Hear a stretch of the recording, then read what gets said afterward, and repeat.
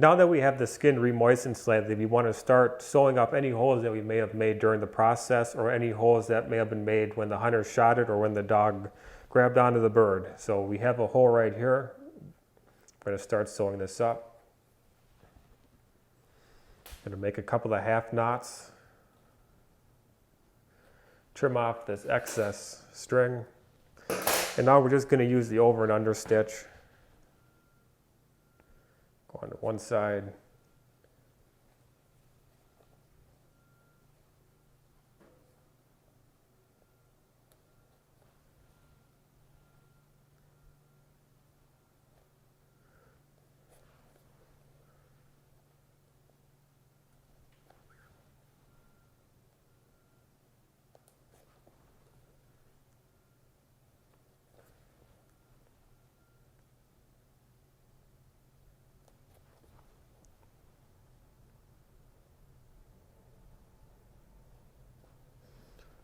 We're going to finish this knot off with a type of a clinch knot. You want to pull your incision really tight, wrap the string around your needle a couple of times, and pull it tight. That's going to clinch that knot in that seam in. Cut off the excess, and that has been sewed up. Now that we have all the holes sewed up on the bird, we want to start wiring the wings. We're going to use a 16 gauge wire to support the wings. So to get started, what we want to do is cut the tip of the wire at a sharp point. We're going to run the wire along all of the bones all the way down into the ulna. I'm going to take my wire, run it right through the inside of the wing, working my way down right around the humerus, right past the radius bone, right down into the ulna, which is right here. You want to come right inside, right in the middle of the ulna bone, and push right down to the tip, which is going to end the wire right at the end tip of the ulna bone. That's going to help to support the primary feathers. We want to pull the wing bone out, keeping the wire inside the ulna bone. We want to bend the wire along the bottom of the radius, and then bend it again at the top of the humerus bone. Now we're going to use klitsch ties to zip tie this together. We're going to use 2 on the radius bone. This is going to hold the wire onto the radius bone. And we're going to use 1 on the humerus bone.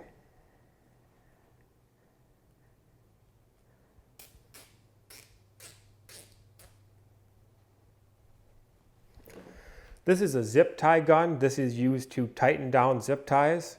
If you don't have one of these, you can pull these really tight and use the scissors to snip them off at the base, but we are going to use our zip tie gun. So we're just going to put our zip tie gun right onto the zip tie, squeeze the trigger until it's super tight, and it'll automatically cut the zip tie.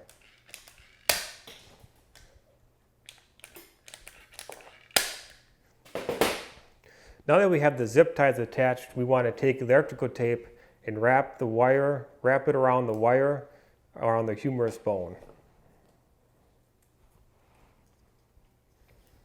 We want to come right out to the tip of the humerus bone and work all the way down to the base of the humerus bone, being careful not to get feathers in the tape.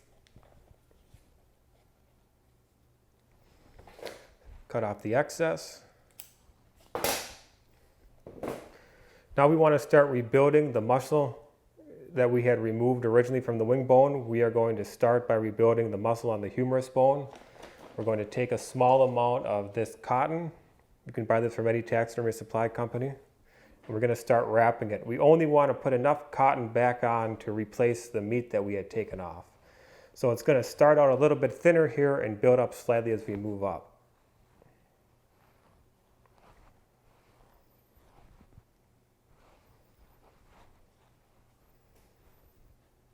Now we want to take some string, starting at the base of the humerus bone. We're going to want to tie this around.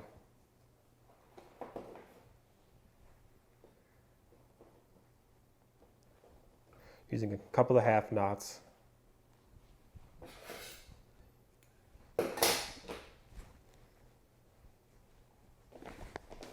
And we want to start wrapping this right around the humerus bone, working our way up, kind of rebuilding the muscle detail as we go.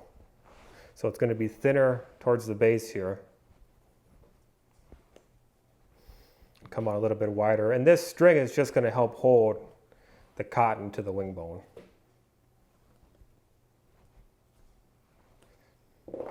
At this point, we can remove some of this excess wire. We're not going to need all this extra. We'll keep about 6 to 8 inches of wire, about 6 inches on it. We're going to cut this at an angle. That way it's nice and sharp when we go to push it into the foam. Do a couple of half wraparounds to clinch this.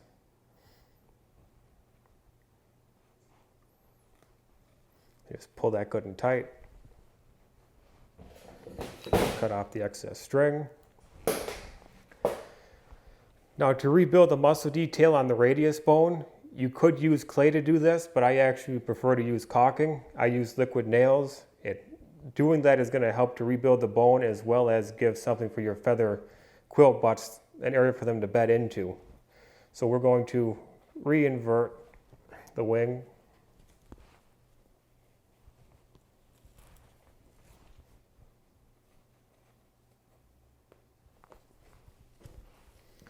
I'm going to take a small amount of liquid nails, come right into the wing socket, come right down to the radius bone.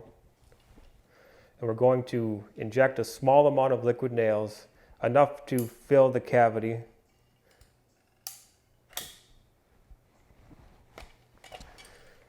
Then we're going to start to smooth this around, kind of re-sculpt it into place.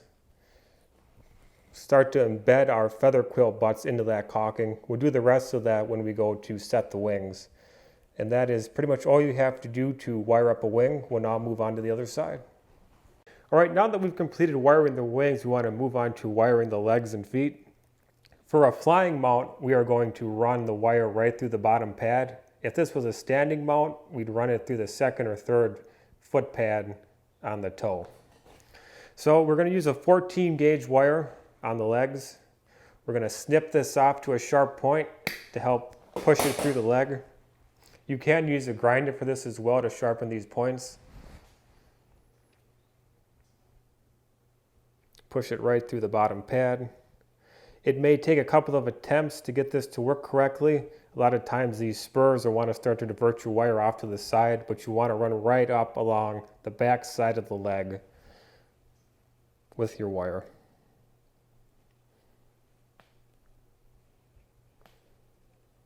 Right now we've ran the wire all the way up the leg and we're coming into the joint area. You want to go right through the joint, staying underneath the leg pad and the feathers. You don't want to come pushing through these feathers. It's very easy to do that. You want to run right along this inside leg bone right here, right along the leg bone. You don't want to push through these feathers or break through the skin with the wire.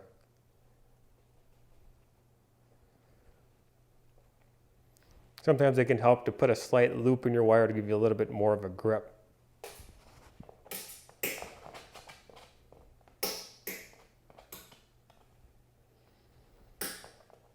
All right, now we've pushed through the joint area. We're going to invert the leg. See, we have some excess borax and corncob grit. I'm actually going to get a paper towel just to kind of clean some of this up, get it off the feathers. That's pretty common. Anytime you have a cavity, there could be some excess corncob grit or borax piling up into that area. Just want to kind of shake that off so it doesn't get on the feathers. If it does, don't worry about it too much. That can all be blown off with an air gun later on in the process. We're going to push this wire to about 1 inch or so past where the leg's bone stops. Take some electrical tape. We want to attach the wire to the leg bone. And to do that, we're just going to use the electrical tape and wrap it right around. Coming all the way up the leg bone.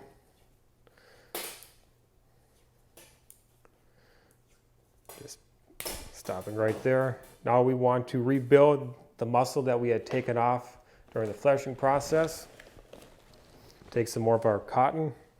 Starting down here at the base, we want to start out thin and work our way up thicker and thicker as we go. We're just wrapping this right around the bone. Usually it'll start out at next to nothing and build up to about 1 inch at the base here. Again, we want to take some sewing line,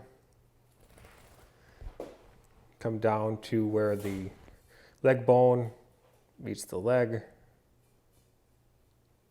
Do a couple of half knots to fasten this cotton down. Now we're going to start wrapping this line right around the legs. Start out pretty tight. Basically, we just want to kind of rebuild the muscle that we had taken off.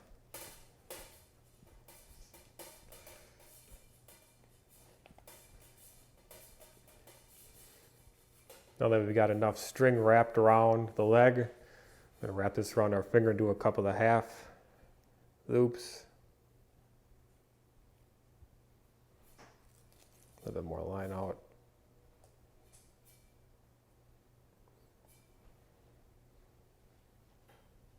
Pull that good and tight.